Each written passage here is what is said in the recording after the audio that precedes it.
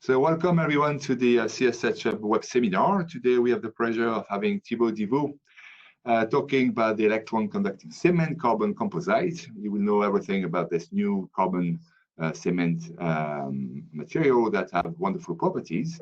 So before I leave the floor to Thibaut, please, if you have questions, please just fill up the box at the bottom right of the screen and we will answer your questions. All right, so thank you for attending this meeting on the web. I leave the floor to Thibaut. Thibaut, it's all yours. Okay, well, thank you very much, Roland, for the introduction. I hope you can all hear me very well. Thank you both Jeremy Gregory and Andrew Logan for giving me the opportunity to talk today. I'm really happy and excited to share with you the experimental side on this exciting new story that you probably have heard about quite a few times already, about these electron conducting cement carbon composites.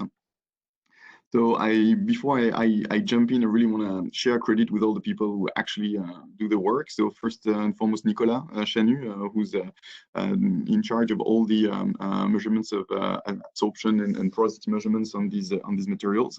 There's been a bunch of interns working with us over the last 2 summers. We did a fantastic job. Pauline Genoux from ESPCI, Rita Asmi, and Trajan Mirka, also both from ESPCI, Vincent Demont from Technique Avancée in Paris, and more recently we had Sama, who's doing a PhD in the group, and Nancy Soliman, who's a postdoc working on the upscaling of this project. This work is done in collaboration with Renat Bakov from CRPP in Bordeaux, Katerina Ioannidou, who's both here and in Montpellier as a senior researcher, and of course France and Roland. So let me jump in. You of course are all convinced. Oh, I can actually pass the slide. Yes. So as you clearly all know, cement and concrete are extremely important for our society. There is absolutely no doubt that pretty much all our infrastructure, buildings, way of life are strongly connected to cement and concrete. Basically, this material is extremely ubiquitous. After water, that's the most important material on planet Earth, and the production of this material is going up. One example is to this striking number. You know that over the last 100 years in the US, 4.5 gigatons of concrete was produced, and basically you can see that in the last 3 years, between 2011 and 2013 in China, just in 3 years, even more was produced. So it's going up, the production is increasing, and of course the environmental footprint of this material is not fantastic. It's been pretty bad. It's responsible for about 6 to 8% of the CO2, man-made CO2 emission, and therefore there's a clear need for making cement and concrete greener, right? So to reduce the environmental footprint. And there's several ways of doing so. One way is, of course, to change the material at its core and to use a different material. So some group and our group is also working on finding substitutes and modifying the chemical structure of cement to reduce its footprint.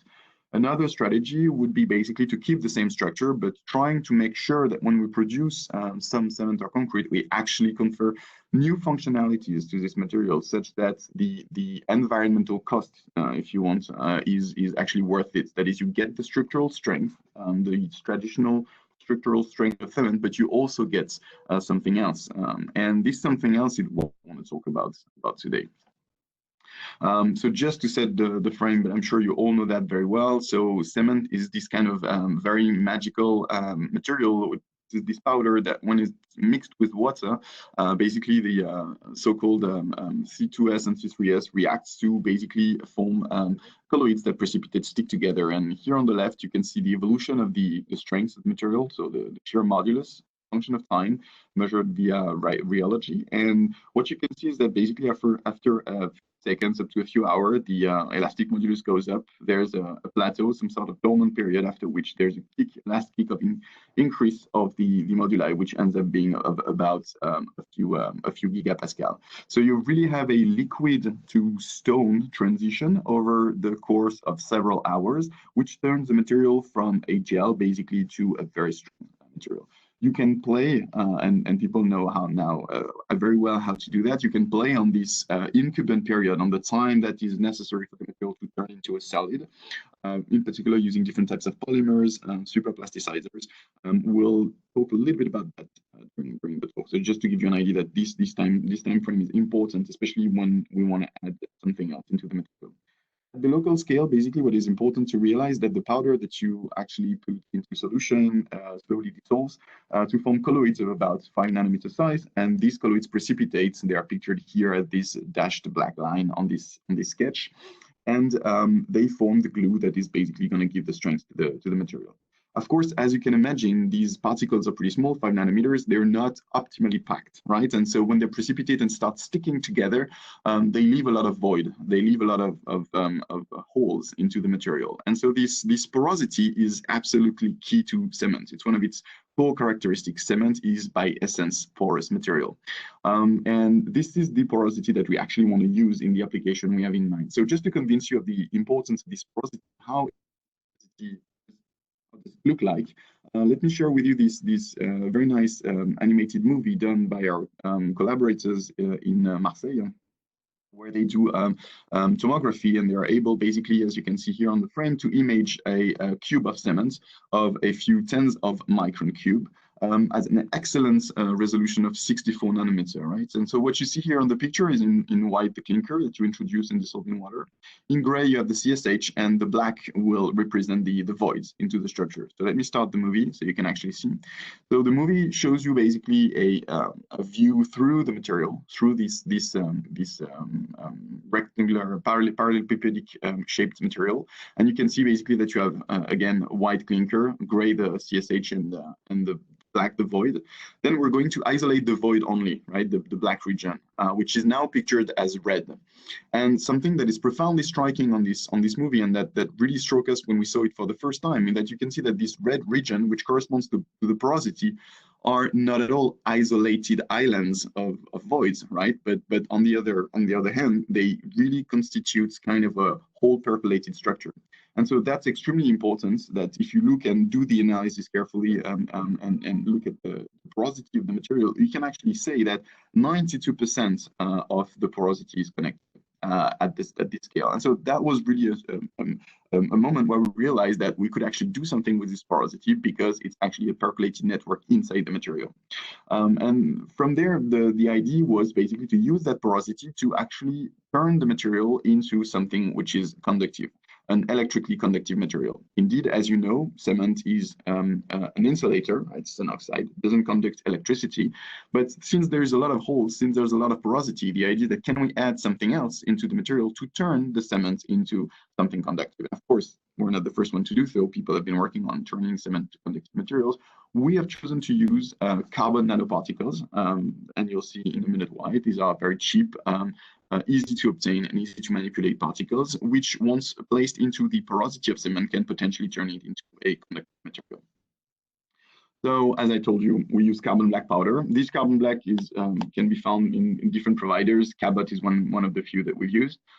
These carbon black powders have been used over the years. I put some references here to convince you of the importance, both for academia and for potential applications in numerous fields of carbon black. Basically, this powder is formed of these kind of fractal-like shaped aggregates. So you have one SEM picture here on the bottom left. You see that you basically have these aggregates that are fused together to form a structure that is typically a few hundred nanometer. These aggregates, if you look at the structure, they're typically about 10 to 20 nanometer, right? So you have these 10, 20 nanometer porous carbon structure fused together, irreversibly fused, to form these kind of intermediate size aggregates at a scale of 200 nanometer up to a micron.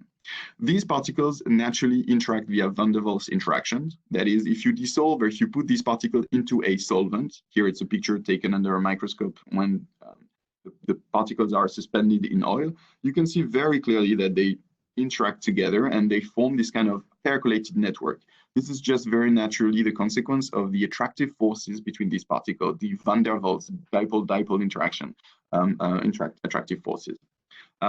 The whole idea is basically to mix these particles into a solution, typically water. So we make aqueous suspension of this carbon, and to mix that with Portland cement to form actually these carbon composites that we're going to study and discuss through this.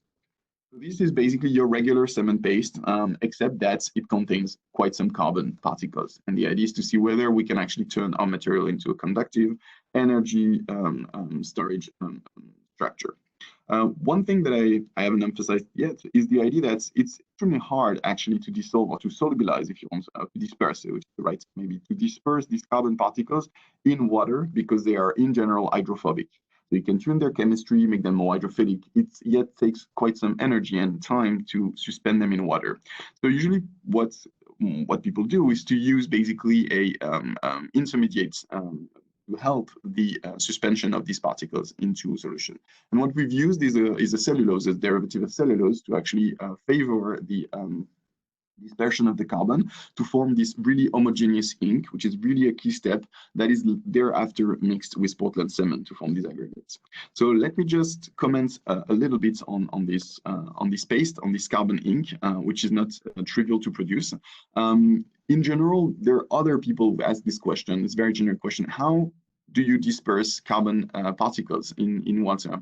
And the first actually people to bring a great answer to that were the Egyptians, who were already asking this question when they were preparing ink, right? They were just mixing, again, residue of combustion, soot particle in water to make the ink. And they quickly realized that basically if they were using Arabic gum, they could actually obtain a very unctuous and homogeneous and stable in time suspension of carbon black particles. Here, the idea is that this Arabic gum naturally coats the surface of the carbon particle, which is a priori hydrophobic, and turns it into a material that is a little bit more hydrophilic, let's say, and as you can see, basically offer the possibility of a repulsion between these particles, which are not stable and they don't want to get too close from each other. So that fights back the dipole-dipole interaction that I was mentioning before. And with that, you get something that is relatively stable in time. This was probably the first attempt, like several thousand years ago. Of course, there's many other molecule that you can use instead of Arabic gum. You can mention alginate, and I put two recent references where people discuss alginate and derivative of cellulose as a way to solubilize in water these hydrophobic particles. We have chosen, for different reasons, to use this carboxymethyl cellulose, which is pictured here, to form this homogeneous paste. You have one example made by Rita, for instance, here. It's a picture of a 7% in weight carbon black mixed with carboxymethyl cellulose in water, and you see that you have a very unctuous, very homogeneous suspension. So we use that, and the first thing I want to do is to discuss the behavior, the mechanical behavior of this ink alone, right? So we mix these carbon particles in water in presence of this magical molecule carboxymethyl cellulose, which helps dispersion. And we ask the very simple question, what is the rheology? How does this paste behave? It looks pasty. Can we say a little bit more about this? So this is really the work that Rita Asmi did during 3 months summer, where she did an extensive study on the rheology of this. I'm just going to show you the one key feature of work, which is the following. You have here plotted on the graph the stress as a function of the shear rate. This is the mechanical constitutive behavior, if you want, of different suspensions. So these are suspensions where there is cellulose and carbon, and you have the concentrations which are indicated here on this color code. So if you take basically just cellulose in water, you get a linear relationship between the stress and the shear rate. You get a relatively Newtonian behavior. It behaves like as a simple viscous liquid. Interestingly, when you start putting carbon particles, you see that this behavior, this Newtonian behavior, goes to a shear thinning behavior up to the point where you reach 7.5, around 7% in carbon particles. And at that point in concentration, you see that now the relationship between stress and shear rates shows a plateau at low shear rates, which is the characteristic, the hallmark of the existence of a yield stress. That is, your paste behaves like a solid-like material. So that's the first interesting result, is that when you mix this cellulose with carbon black particles, it doesn't stay a viscous material. It actually forms a gel, a percolated structure. This is really important in terms of application, because if you want to mix a gel with cement particles instead of a viscous suspension with cement particles, clearly there's a big difference. You're going to need much more energy. It's going to be much more difficult to obtain something homogeneous. So that's something to keep in mind, that we naturally form gels in water when you mix cellulose with a percolation threshold which is yet pretty high, about 7%. The second interesting result is that we built a setup in which we can actually measure not only the mechanical properties, but also the electrical properties at the same time. And what Rita realized is that she clearly showed that the electrical percolation, right, the moment where the structure conducts electricity, is actually much higher. It's about 12% in carbon black. And this tells us something extremely important, which is that the picture you should have in mind of this aqueous ink is not an ink where basically the carbon is on one side and basically the cellulose is on the other side. You really have a synergy between the two. That is, you have a percolated structure which encompasses both the carbon and the cellulose. The proof being that you need to go to a really high amount of carbon to make sure you become conductive, although you are already mechanically percolated, right? So it means that when you form a gel at 7% or 7.5%, this gel is composed of both carbon particles and cellulose, and you need an extra amount of carbon to make it conductive. This is quite unusual, right? Usually when you mix carbon in oil or in hydrophobic liquids, it's the contrary. You basically observe first an electrical percolation. The carbon, it's easy for the carbon to form a percolated network, and then you need to add more material to be mechanically percolated. So here we see the exact opposite, and that's something really important. It tells us that there is a synergy between the carbon and the cellulose. Another way to see the existence of this synergy between carbon and cellulose is actually to look at the mechanical properties of these cements, carbon cement composites. So what we did is, and this is really the work of Pauline Genoux, we had this intern doing a full summer internship on looking at the multi-scale mechanical properties of these materials. And so here you have two examples of tests we perform. One is indentation, right? So we come and with a needle and basically test mechanically the properties. This is typically a sample which is about 2.5 centimeter diameter, and we test typically a region which is about 4 millimeter, right? And we do hundreds of indents in that region to characterize the mechanical properties. This gives us access to typically the elastic modulus, the Young modulus, the hardness of the material, and last but not least, the creep modulus, the way the sample resists to a constant pressure, to a constant load, which is, of course, extremely important for applications. We do also tests which are called scratch tests, which is one of the key tests that we can do here in the lab, developed by Franz Ulm, where basically we are able, out of these nice little scratches on the top of the material, to back calculate the fracture toughness and therefore the fracture energy of the material. So if you plot the results, and bear with me because there's quite a lot of points on these graphs, you can actually look at how the hardness H, indentation modulus M, the creep modulus C, and the fracture toughness scale with the amount of carbon. So these are results obtained on a traditional cement paste with a water-to-cement ratio of 0.8, pretty large. We use such a large water-to-cement ratio to begin with because we wanted to be able to disperse a lot of carbon, and the more water there is, the easier it is for us to disperse carbon. So this is why we started at such a high water-to-cement ratio. But the conclusions hold for lower water-to-cement ratio, obviously. And what you can see here is that clearly all these quantities, except maybe for the creep modulus where there's a little bit more noise, they tend to increase with the amount of carbon black, right? So the more carbon you put for a given fixed quantity of cellulose, of course, the more carbon you put, the stronger are your mechanical properties. You see an increase in the hardness by about a factor of 2. You see an increase of the indentation modulus by about 30%, and the fracture toughness also by about a factor of 2, right? So this is really interesting because it tells you that when you add to your cement paste cellulose and carbon particles, you tend to reinforce the mechanical properties. And this is clearly the proof that you really have an interaction, a synergetic interaction between the cellulose, the carbon, and the CSH particles.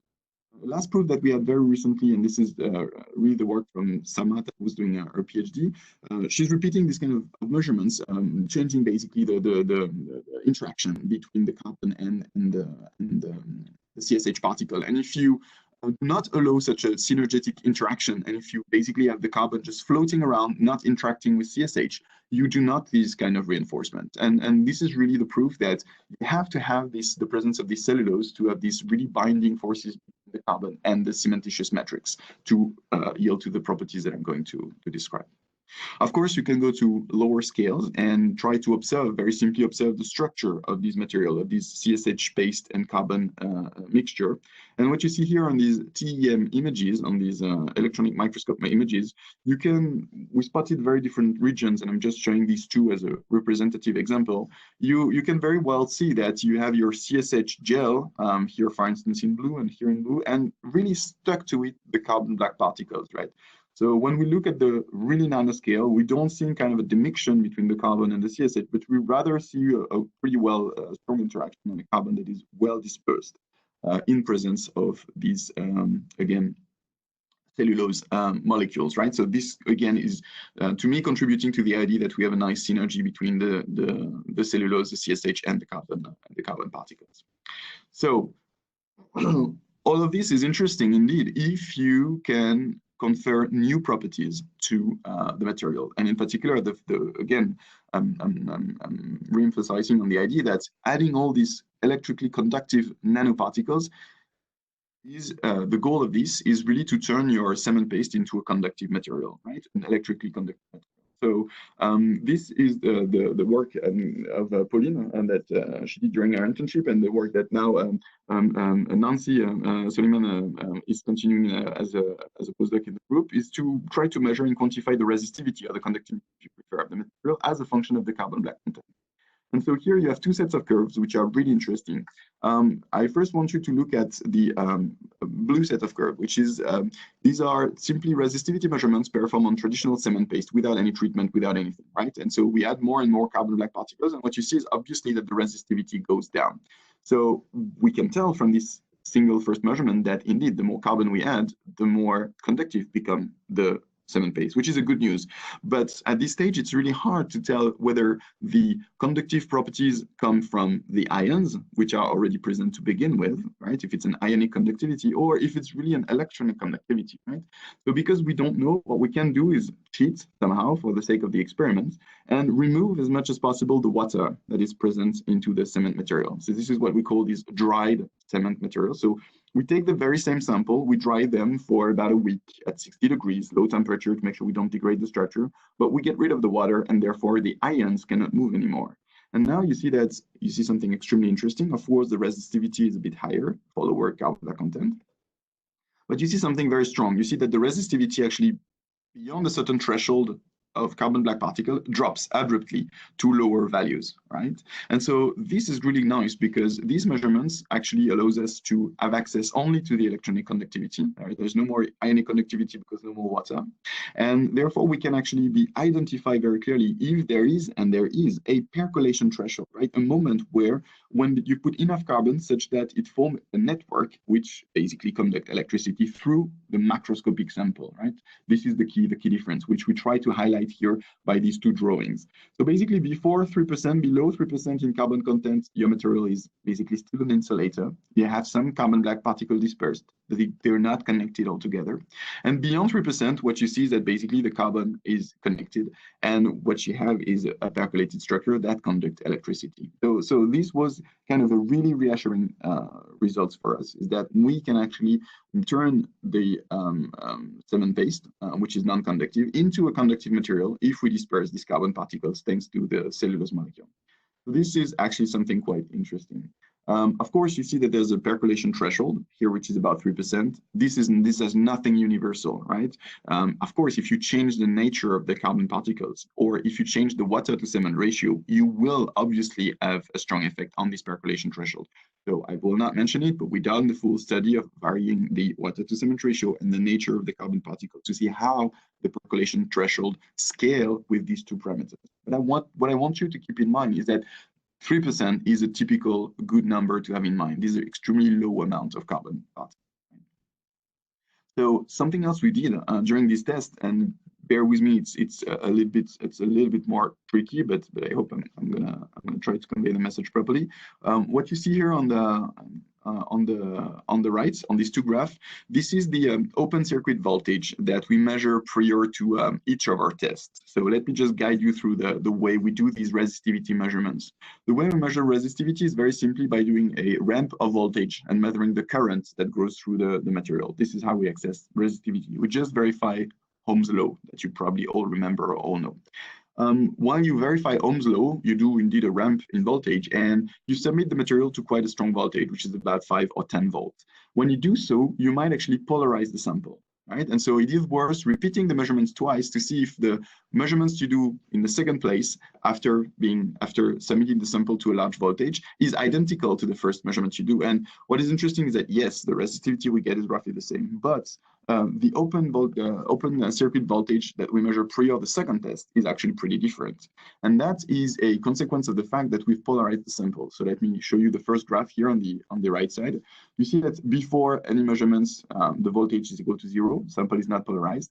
Then when you've done a first test, that is, you've submitted the sample to about 10 volts for a few minutes, you see clearly that now the open circuit voltage is actually non-negligible. And this is due to the fact that the ions have been displaced and they have been polarizing the material, and you have a residual voltage that is going to go away eventually, but you're going to have to wait.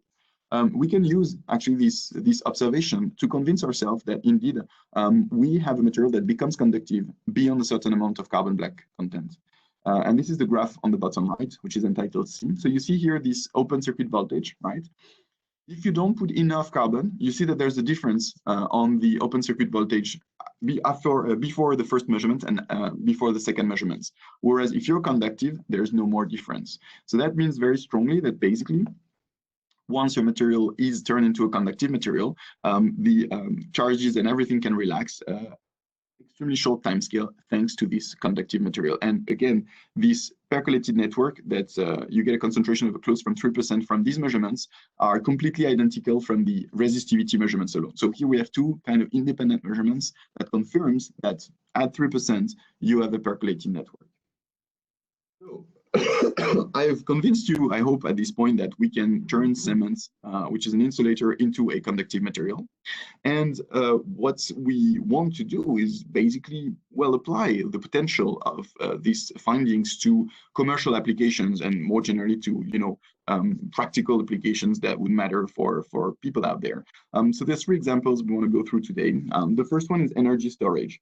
This is really the idea that we want to use as much as possible the porosity of our cement sample, where a lot of ions are stored. We want to use that ability and the fact that now our cement is conductive to turn the cement's nanoparticle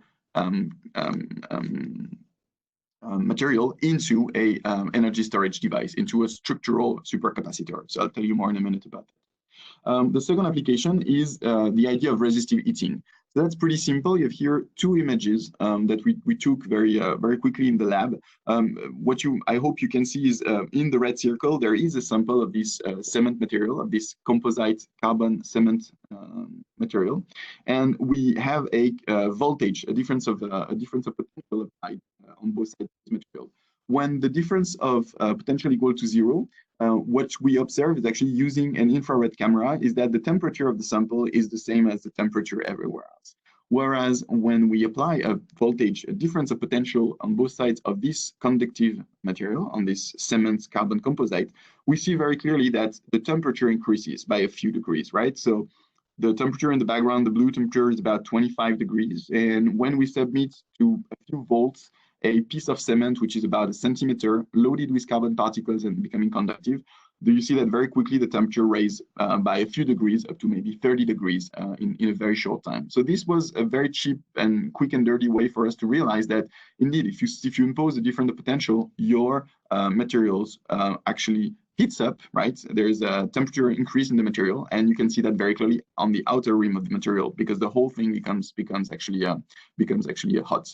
So we want to quantify this resistive heating, and we want to see which is all based on Joule effect, and there's nothing complex behind that. And we want to see if we can actually use that for potential applications, such as constant temperature pavements, of pavements that would be which would have the possibility to de-ice and to melt the ice on outside in the street or in airports or wherever it makes a lot of sense to actually have a pavement where there's actually no ice on.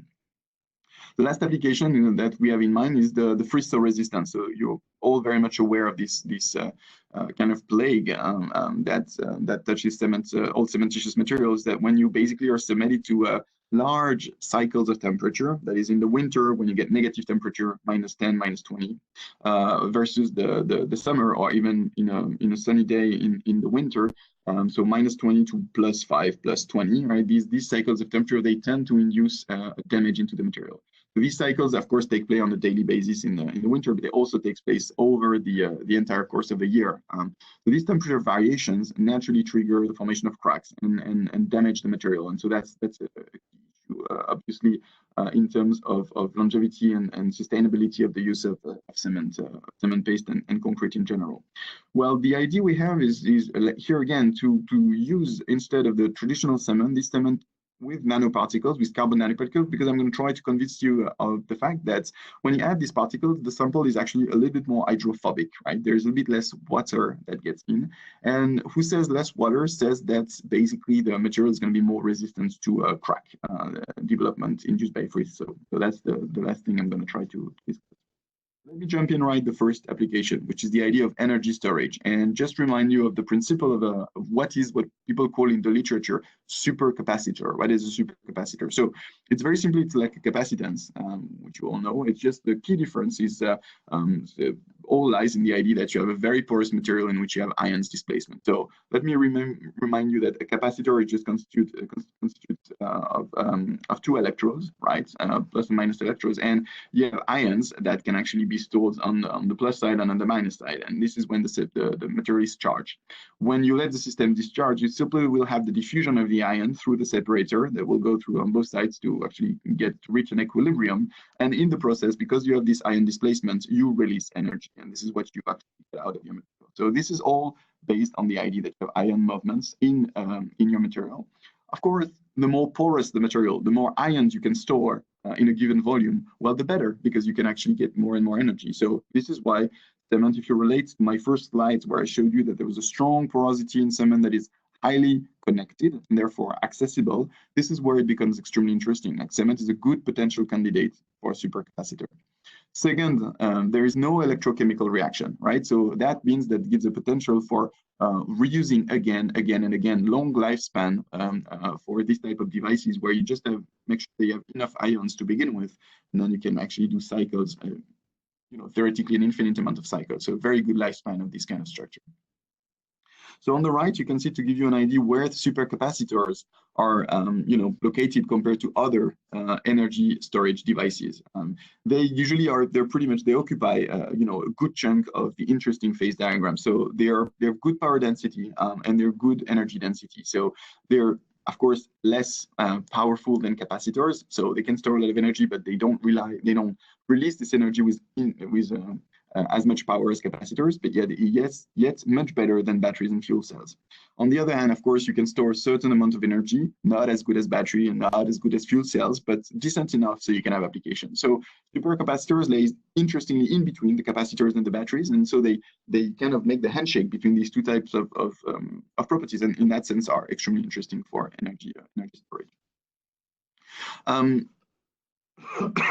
Here is to illustrate this idea, a few measurements that, and I didn't have a picture of Tryon, so I couldn't put this picture, but this is really the work of Tryon Nyarka, who did an 8 months internship with us and left a few months ago. So this is really the work of Tryon, where he built a setup and quantify the amount of energy we can store in these cement carbon particle composites.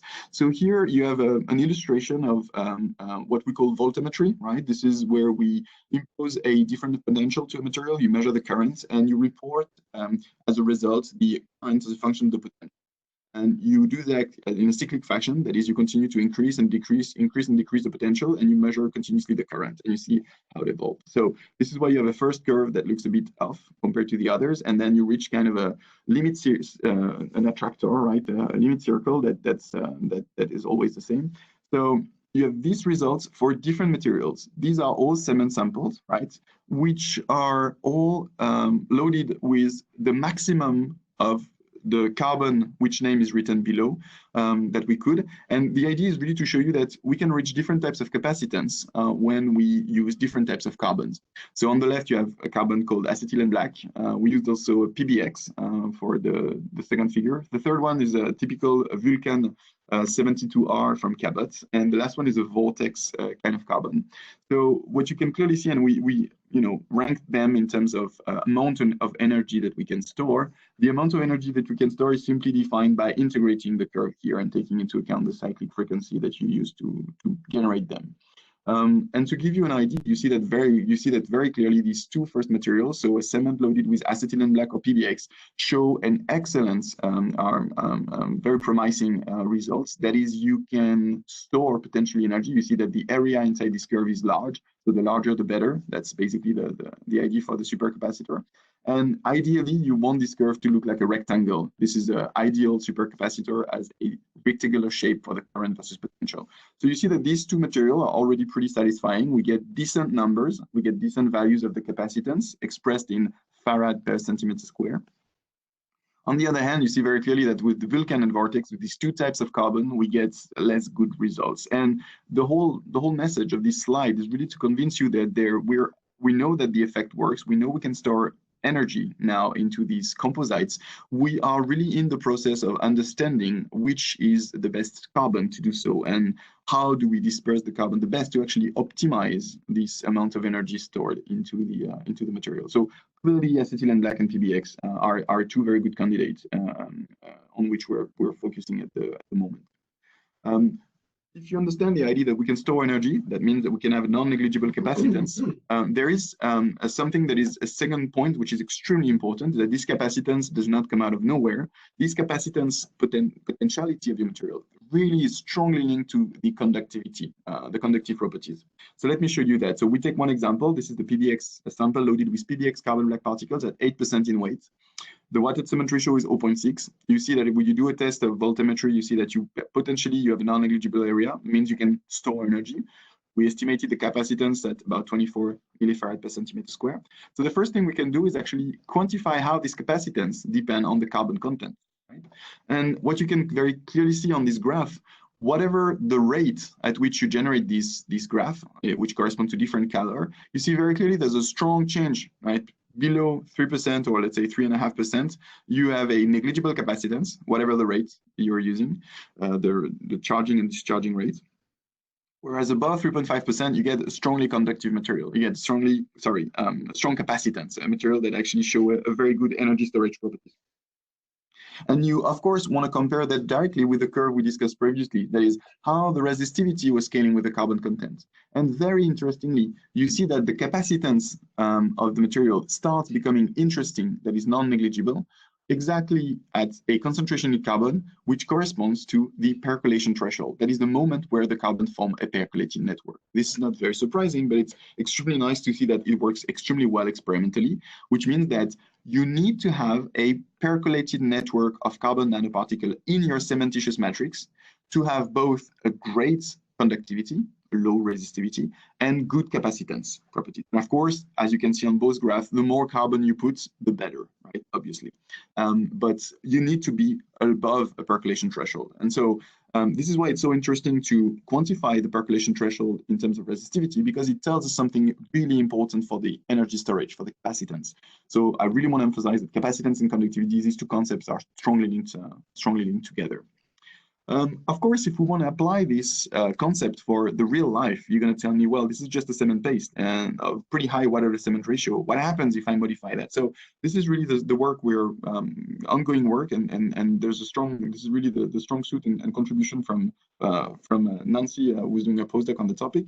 And the idea there's a few things we're trying to check. One of them is very simply, what if you add superplasticizers? What if you add other polymers? Does it affect your results? And the good news is, no, it doesn't affect our results. So here, to illustrate this point, you have the capacitance as a function of the scan rate, right? For one given material, it's 1 cement sample loaded with 11% of PBX carbon particles. And you have 3 types of points, which corresponds to the reference sample: a sample with 0.5 gram of superplasticizer and a sample with 1 gram of superplasticizer, typically a percent of superplasticizer. And you see that these results are pretty much within the error bar. They are undistinguishable. This is very good news. That is, even if we use superplasticizer to quantify, right, to reduce the viscosity of these pastes to begin with, we do not lose the capacitance and we do not lose the conductivity properties. So this is also extremely promising in terms of generating structures, which are, of course, mix of cement paste and some other things, silica particles, rocks, you name it. So this is something I really wanted to emphasize, is that we're not just only playing in the lab with a purely academical problem. We can actually, we start to be convinced that this can be really employed in the field into materials mixed with many other components. At the end of the day, I think what really matters is where do we stand compared to all the other devices. As you can imagine, we're not the first one trying to build a supercapacitor. Many other people are doing it at the moment. And so we did a large and broad literature survey to actually see what are the numbers out there, what are the typical capacitance, depending on the nature of the material you use. And yeah, as you can see, people are working a lot with polymers. And for the conductive part, use graphene or metal oxide or carbon nanotubes, you name it, you have them all. And what is really interesting is that we're basically living here. We are, in terms of capacitance, the carbon black cements is you know, in the ballpark of what everybody else is doing in terms of activated carbon and polymer or polymer. This is rather good news, right? We're pretty much comparable to everybody else. Of course, we're less good as graphene polymer and metal oxide polymer, but the material we're using are infinitely much cheaper, much more abundant. And the second point that you really need to keep in mind is that these capacitance, they are expressed in terms of farad per centimeter square. That means per unit surface. And where we win over all these competitors is the idea that the cement that we're using has a huge surface, right? We're making walls and walls of this material. That means we have large surfaces accessible. So we basically have a capacitance that's comparable to all the others, but multiplied by the surface, right? The area of cement that we're using, the product is actually much, much higher than our competitors. So this is where we think this is so promising, is that in terms of energy storage, we have good capacitance due to the fact that we're using pretty much large areas. So of course, there's a lot of perspective on this work for the capacitance part. Just want to mention a few of them. We are right now really trying to upscale this energy storage into not only cement paste, but of course, more realistic concrete structures. And things we're currently working on in particular are really the contact and the electrode geometry to make sure we can optimize the amount of the storage. Whether we want to use basically this material either as a simple way to store energy, or we want to store energy and to still show very good structural properties. That is, you still want to conserve its strength. So this is still things we're working on. Of course, I show you a few examples of carbon black that we can use to do this type of applications, but there's many more carbon blacks we can test, and we're in the process of trying to optimize quite systematically the way we synthesize this material and the way we disperse the carbon into the cementitious matrix to optimize the energy storage properties. So that was for the first application. The second application is really this resistive heating, and I just want to show you the proof of concept. And this is a great work that Vincent Demont who did a 4 months internship with us this summer actually really took over. So the experimental setup is very simple. We take one of these nice carbon cements composites that we sandwich between 2 plates, graphite layer plates, and we measure basically we can impose a voltage, and we measure the temperature inside the material thanks to a thermocouple, a type K thermocouple that we insert into the carbon cement sample. And if you apply a voltage, typically a few volts, here it's 5 volts, and you monitor the temperature as a function of time, this is what you see. You see that the temperature actually increases from about 22 degrees, which was the room temperature, to about 29 degrees, which is now several degrees, 7 degrees on above the room temperature. So first of all, this is really exciting, right? If we oppose a voltage to this carbon cement sample, they heat up, right? The temperature increases. You see that we'll reach a steady state. That's also very interesting, right? We can quantify the increase of energy, the increase, of temperature that is due to this voltage that we impose, and that's what I'm going to talk in the next slide. But two other things need to be noticed on this very important slide. The first one is that you can see that the temperature increase is exponential, right? This is 1 minus exponential. It's typically an exponential increase. This means that there's no spatial gradient of temperature into the material, right? If you solve the diffusion equation, this is exactly the solution you get if there is no spatial dependence. So don't want to bore you with equations, and I don't want to go into too much details, but we can predict very naturally this exponential increase if we just take into account the fact that basically we're simply have Joule effect, that means energy dissipation inside the material, nothing else, in the diffusion equation. So that works very well, and so this tells us that the carbon is potentially dispersed homogeneously enough to make sure that the heating up of the sample is homogeneous. That's a great result. Second are the time scale involved in this phenomena, right? I told you temperature goes up by 7 degrees. In how long? Well, typically you can basically feed that by 1 minus exponential. That gives you a typical time scale, which is of the order of 150, 200 seconds, right? So basically a few minutes. So in a few minutes, you reach your steady state temperature, which is also a very decent response time, right? We don't have to wait 2 years or a few days to get the temperature to go up. So that's pretty versatile in terms of use. You can crank up the temperature by a few degrees in a few minutes. This is the order of magnitude I would like you to keep in mind. Of course, from there, we can do complete systematic study of all these parameters. And I just want to show you 2 key graphs obtained by Vincent during his internship, but he has done way much more than that.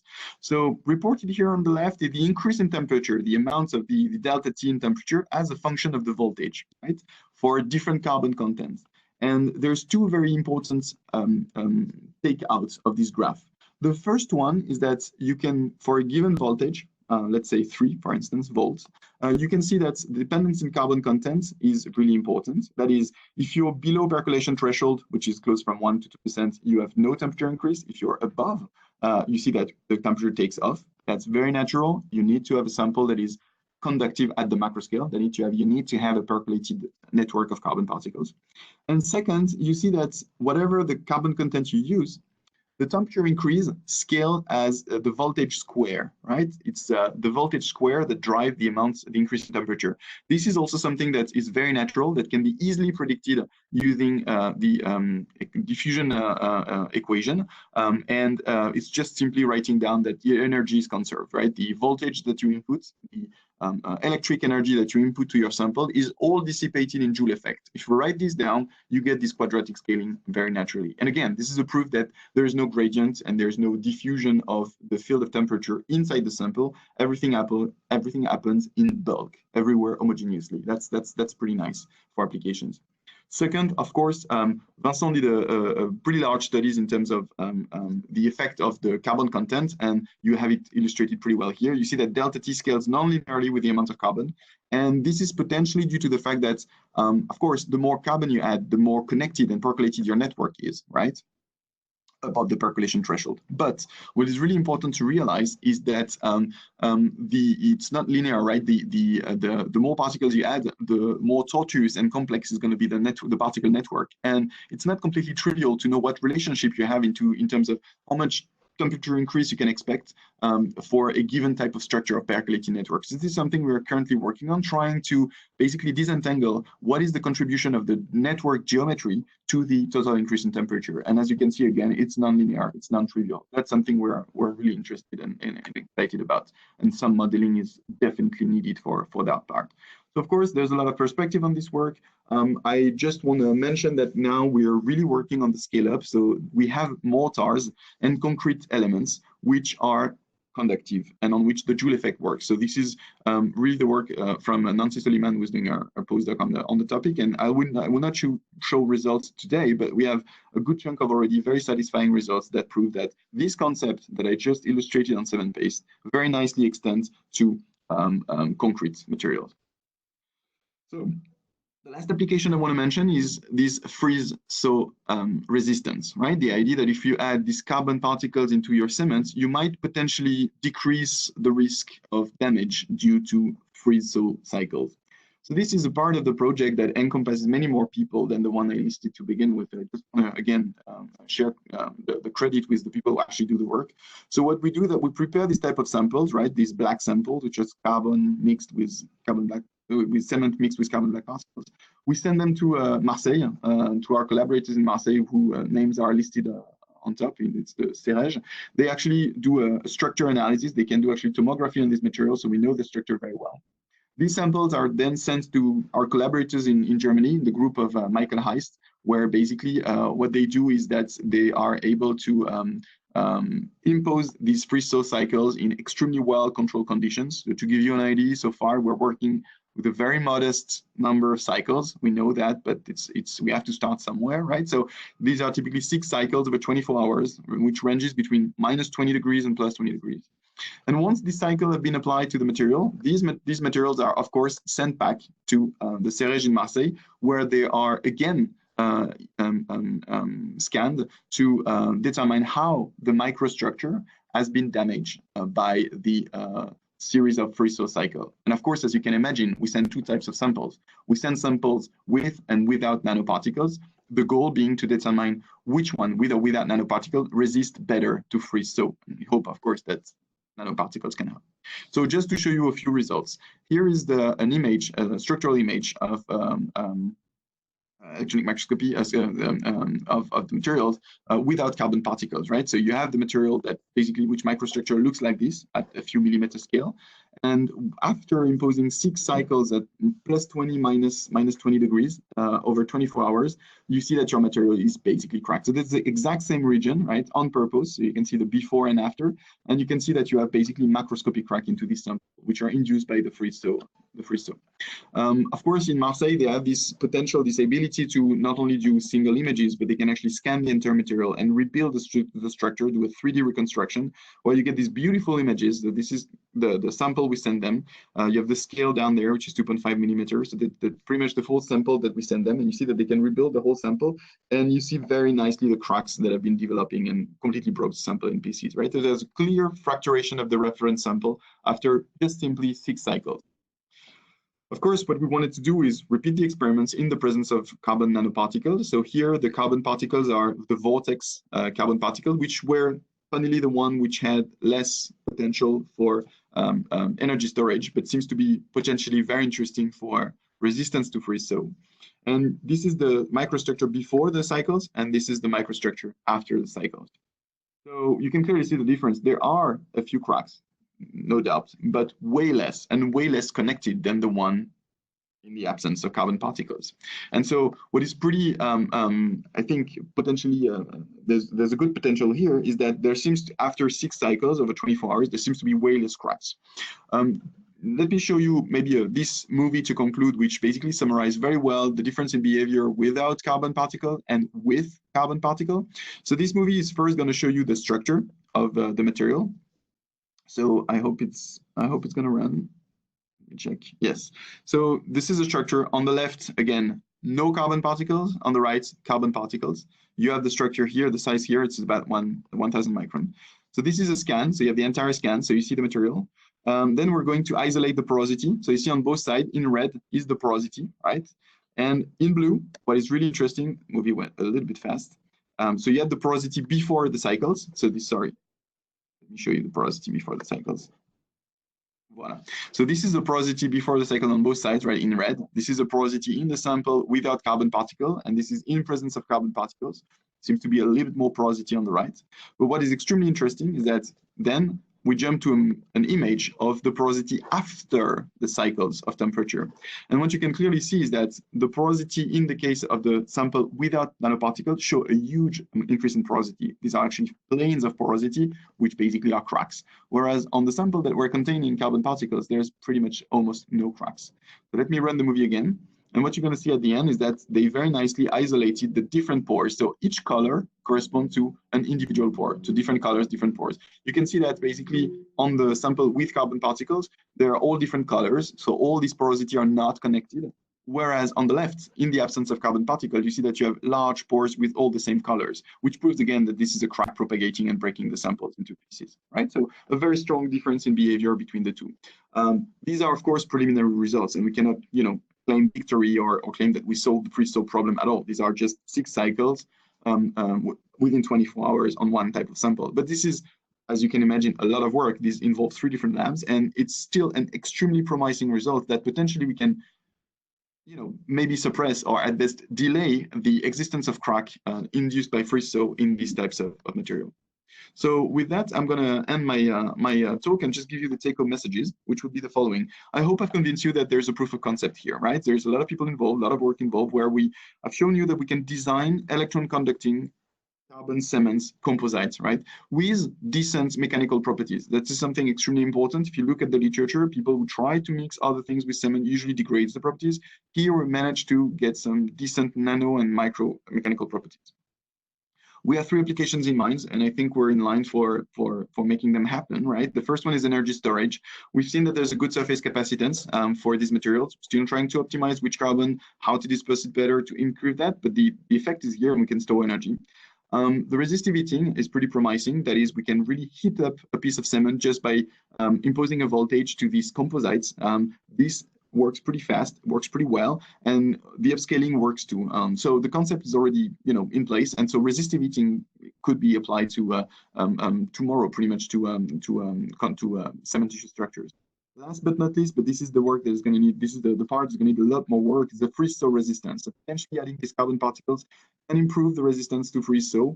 We're still just in the beginning of understanding what's going on, if it's just delaying or if it's actually preventing, and we'll have more on that in the upcoming months. So with that, I thank you for your attention, and I'm really happy to take any question.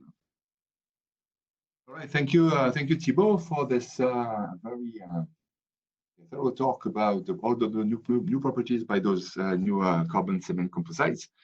So maybe we can take questions. So maybe the first one that'll come up will be, what about upscaling, Thibault, in the sense that you show, for instance, that the surface increased temperature is we're applying a few volts, about tens of degrees. This is for a little cylinder of a few centimeters. Do you have any idea how that will be if I increase by a factor 10 the size of the cylinder, for instance? Do I need 100 volts? Yeah, absolutely. So this is something we're working on, and if you just write down the diffusion equation, right, you see that in the diffusion equation, indeed, both the surface of the sample and the volume of the sample comes into play, right? So, and everything, this time scale is going to scale roughly linearly, right, with this volume. So you can indeed expect to have an increase in the response time. So the bigger the material, the longer it's going to take.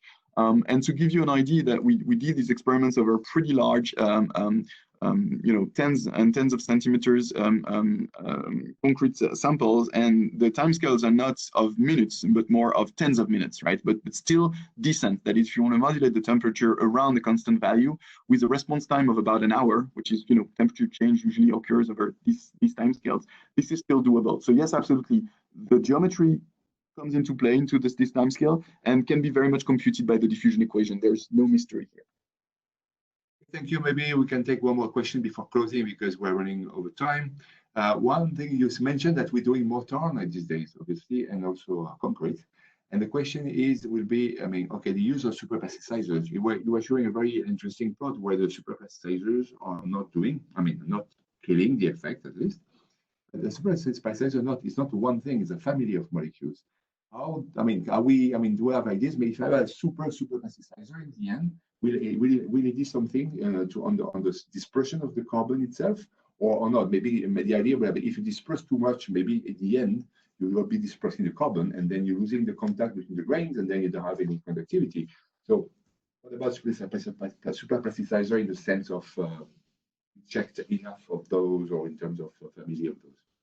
Yeah, so indeed that's something we're working on, and that's really the job, I think, of Nancy during her postdoc. She's really trying to screen pretty much all types of polymers that have been used in the literature and in the field as superplasticizers. And exactly as you say, there's 2 things to understand. First, the nature of the molecule. Clearly, the superplasticizer could potentially replace the cellulose that we're using right now, right? So we could use a molecule that allows for a low viscosity of the cement paste mixed with carbon. It also contributes to disperse better the cement itself. So we could reduce the problem. Instead of having cellulose and superplasticizer, maybe have only one. So that's one effect. The second point you mentioned is really, really important, is the idea of what is the optimal amount of these polymers you can put. Indeed, if you put too much or too many of these molecules, your carbon are going to be heavily coated with polymers and therefore not in contact with each other. And so you can expect, and we actually proved that point already, that if you go too far in terms of amounts of molecules of superplasticizer or dispersants, and or if you use too small particles, polymers with too low molecular weights in terms of dispersant, you indeed tend to coat your carbon particles, which are now isolated from each other. And therefore, you break the percolated network. You have a percolated network which encompasses both carbon and polymer, and therefore, which is not conductive, actually electrically conductive anymore. So there really is an optimum in finding the right molecule and not putting too much of it. Otherwise, you lose the main aspect, which is this percolated carbon network. Okay, thank you, Thibaut, for all those answers. I think we should have to close now because we're running out of time. This is noon time here. For the other questions, we will answer directly. All right, so thank you, Thibaut, and thank you all for attending. And see you next time on the web for the next seminar. Bye-bye. Thank you.